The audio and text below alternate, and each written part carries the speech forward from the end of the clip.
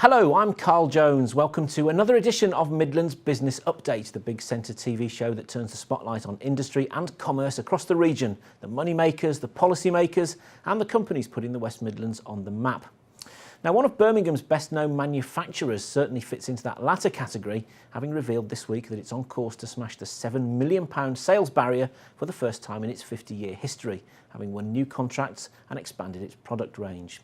Barkley Plastics is a plastic injection and tool-making specialist employing well over 100 people, with customers in the automotive industry and its own line of PVC floor tiles.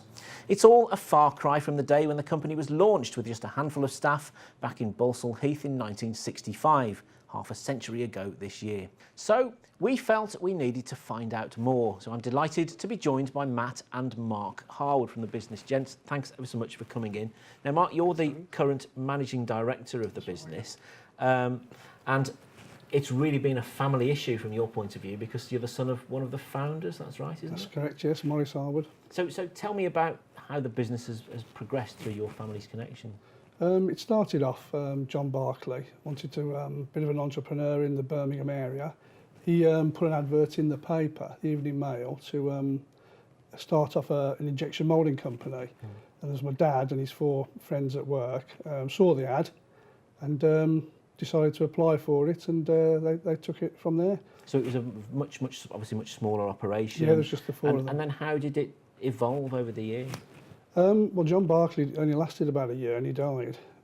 So then they took over the business, started to moonlight to get it going, and then they left Lucas's and went full time. Started to take off because plastics in the late 60s was a boom period. It was just taking off, and they moved to the premises they're in now, and they started to get lots of inquiries. Especially in the toy trade to start with, from Bluebird Toys. They started doing a lot of stuff for the leisure industry with Maurice Vulcan, doing skateboards and things like that. Even doing the Home Pride flowermen.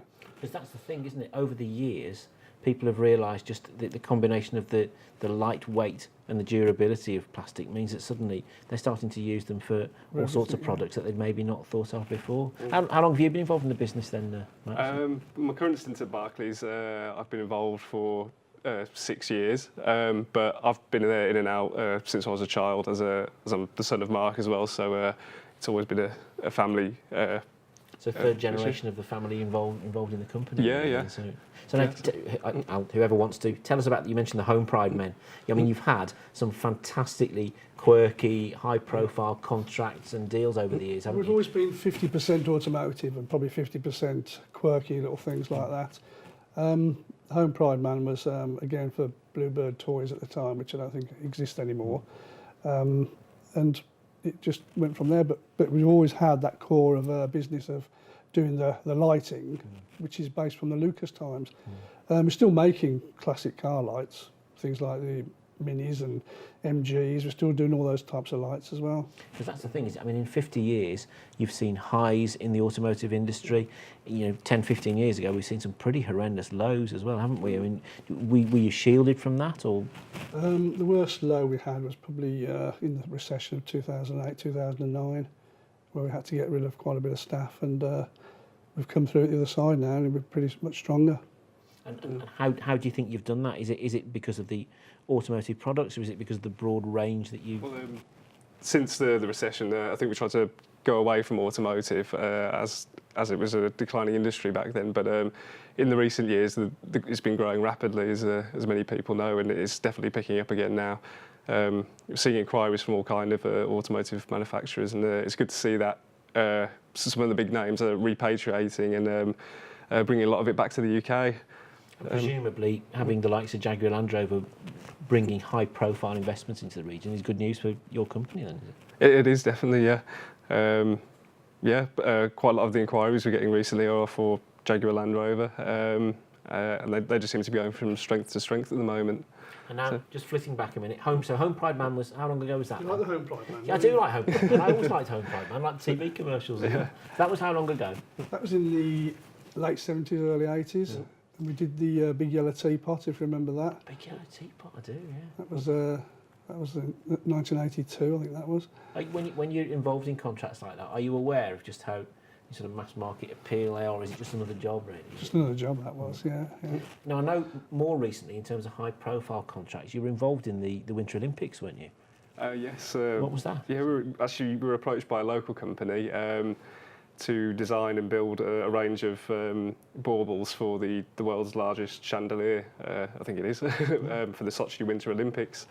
It was 20,000 different baubles, ranging from 13 to 130 mil, and it was showed on the closing ceremony. So where is that now? Is it? Some Putin's yacht, probably. Yeah. It's, That's what we've heard. It's a big, it's a big high-profile deal when you get something like that. Definitely, yeah. Are you able to maximise that from a marketing point of view for your company, or do you, is it just an Olympics product that no one knows who's made it? Carry on. It's good to talk about in things like this and in the newspaper that they got hold of it, and it's quite a good bit of publicity for us. Going forward then for the company, you mentioned that you're looking at not just putting all your eggs in the automotive basket and you're keen to diversify. Are there any other key areas or key objectives now that you're keen to go and attack? We've done quite a lot of work for the medical industry recently, and that's something that we want to expand on. We're going to be exhibiting at the MedTech Innovation Exhibition, which is at the Rico Arena, trying to widen our grasp of that industry.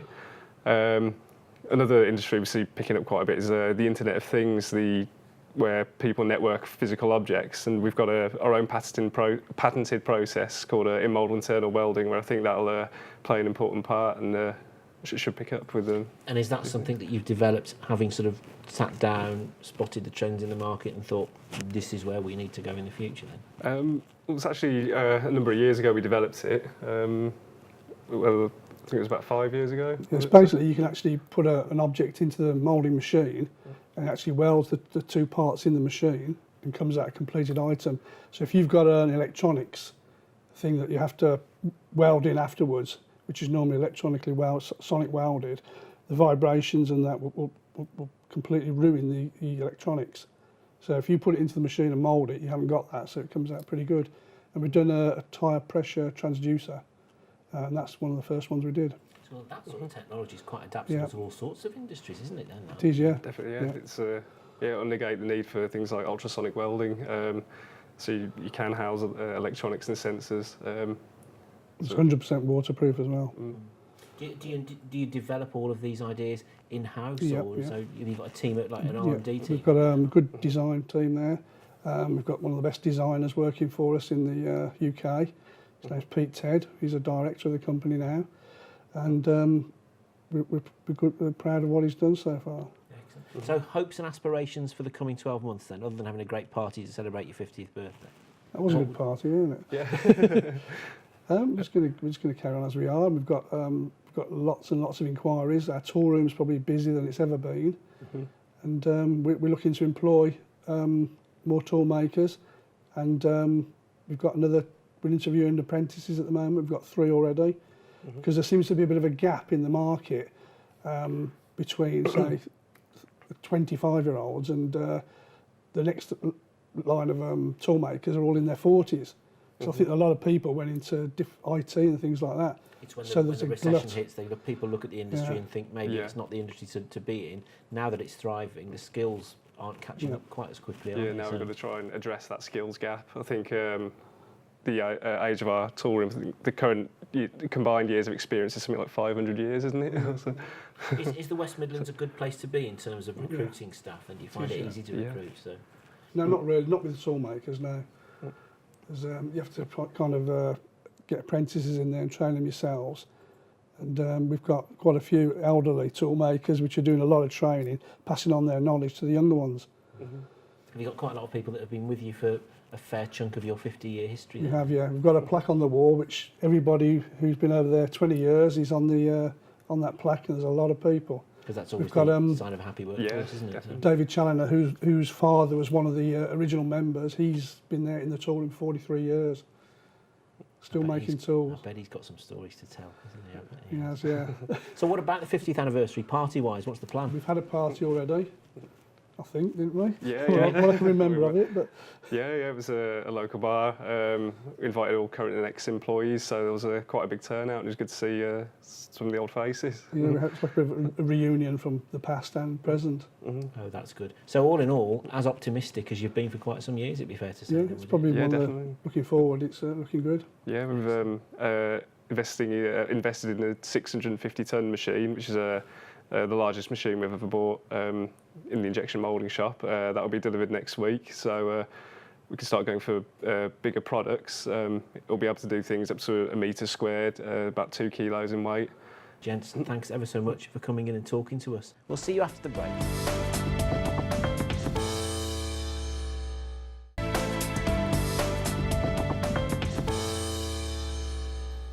Welcome back to Midlands Business Update.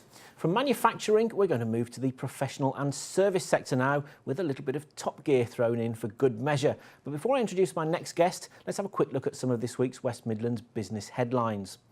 Birmingham's National Exhibition Centre has won the 2-year contract to host the UK Games Expo. This is the UK's largest annual hobby games convention. It's one of technology industry's fastest growing sectors, not only offering gaming enthusiasts and families the chance to try new games and join tournaments, but it's also proving to be a popular spectator sport as well. HSBC Bank has announced plans to relocate its national headquarters to Birmingham. It'll be moving around 1,000 staff from London, with the new Arena Central building in Broad Street being flagged up as a possible site. And talking of banks, the first new bank launched and based in Wolverhampton for 100 years has also officially opened. Charter Savings Bank, based at the city's business park, is an online company offering instant access and longer-term savings accounts, as well as savings bonds. And it currently employs around 250 people. Office technology service firm Alto Digital is set to double the size of its office in Kings Winford after 12 months of solid growth. The company is planning to take over the building next door to its existing office at Vantage Point, increasing its warehouse capacity to more than 18,000 square feet. So, plenty of good news stories in our region.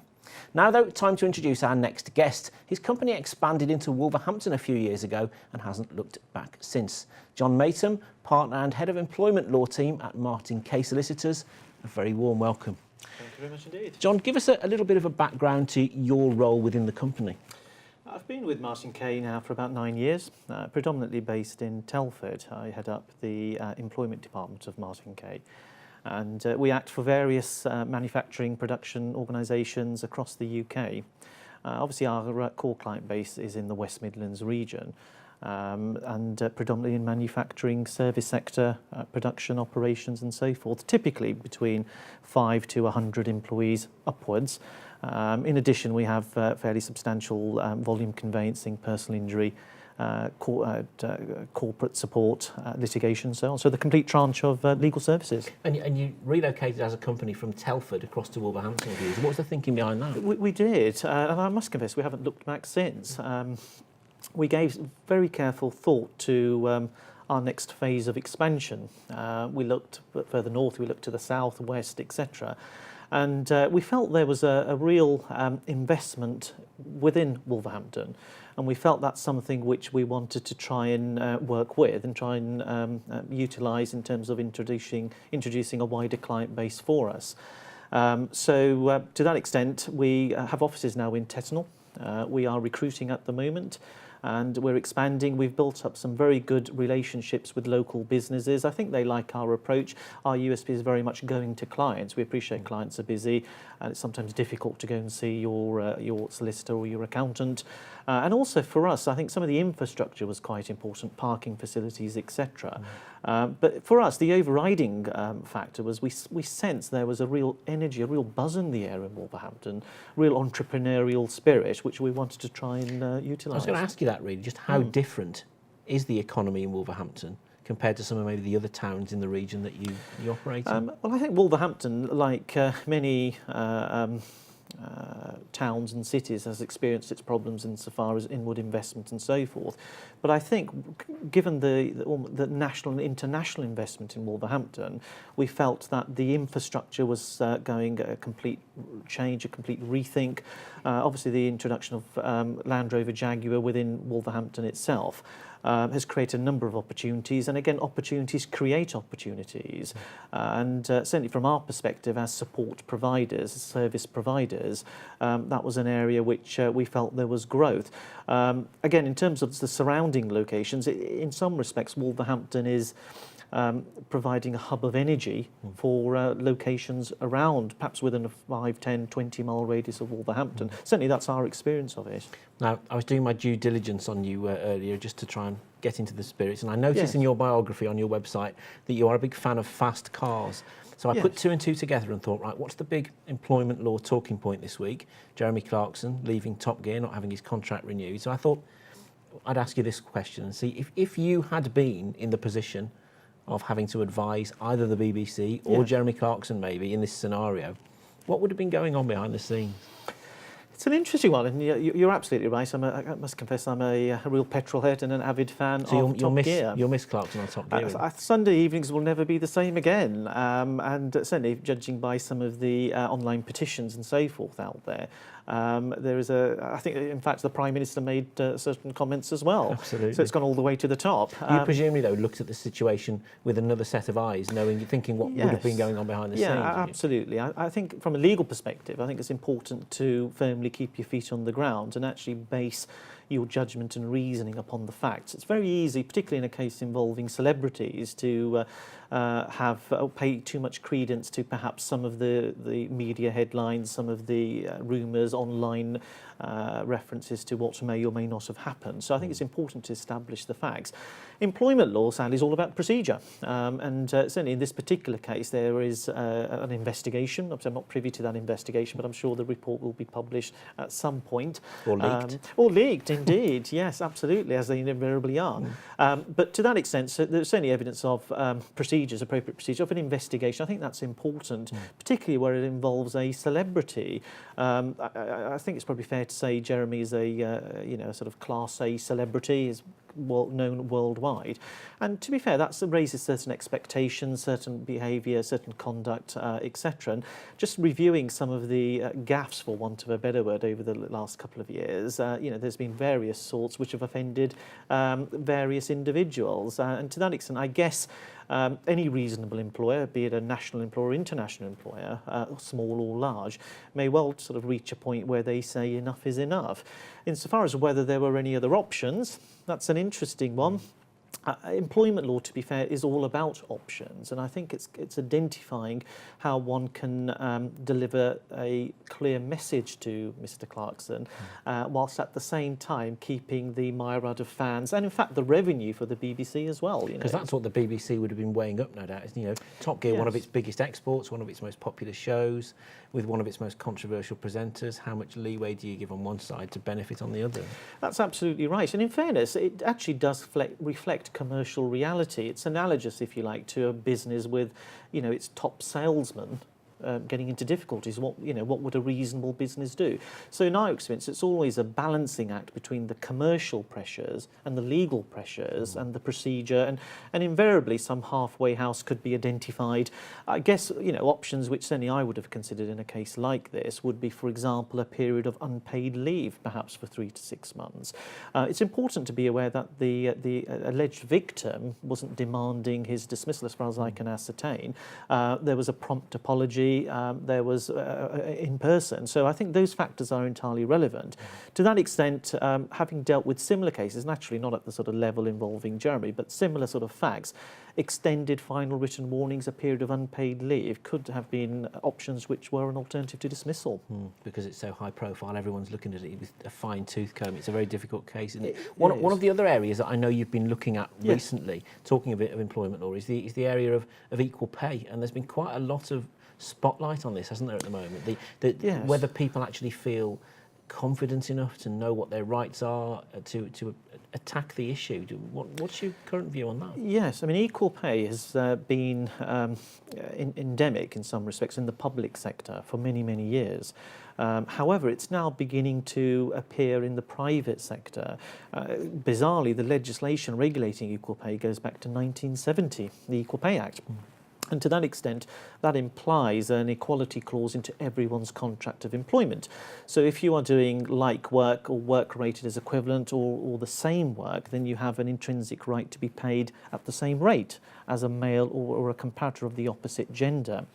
To that extent, occasionally this is under the spotlight. There's a report, for example, which various organisations prepare. It makes the press for a few weeks and then it disappears again and rears its head again in a few years later. From the government's perspective, there's a real passion to equalise pay. In fact, pay secrecy has been outlawed for a long time, and I think part of the difficulty in this area is the lack of awareness that those employees who raise issues regarding pay are actually very well protected in law. If someone was looking, felt they wanted to raise an issue, yes, I wasn't quite sure what to do. I mean, very briefly, I'm conscious we're running out Indeed, of time. yes, But what should they do? Is there a sort of 1, 2, 3 point plan? Very simple things they should do to check their rights? Or? Yes, I mean, looking at it sensibly and very briefly, essentially one should raise the issue internally to begin with. That's sensible, perhaps submit a grievance, or raise it perhaps with their employers in their next one-to-one if they feel that there is a disparity in pay. If that isn't successful, then it's probably sensible to take advice sooner rather than later and get some guidance. That may entail a law firm or a solicitor writing to the employer. One thing is absolutely clear, though, the employer can't rely on data protection or some form of curtain or facade not to reveal the actual pay rate. But sensibly, internally to begin with, informally, perhaps then formally to a grievance, and if there is no success, then perhaps to seek some external advice. Excellent. John Metham, thank you for your time. Thank you for coming into the studio. Thanks for joining us on Midland Business Update. If your company is a success story, get in touch. We want to hear from you and we want to share your good news.